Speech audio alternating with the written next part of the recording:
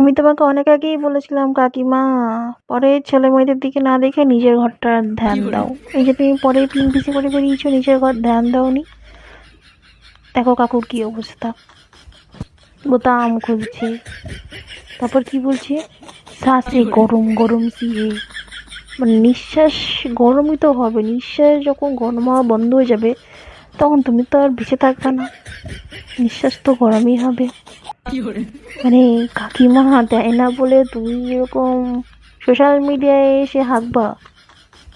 মানে আমার আমার আমি বলতে চাইছি পাত্তা দেয় না বলে, ভুলভাল মাইন্ড নিও না, পাত্তা দেয় না বলে।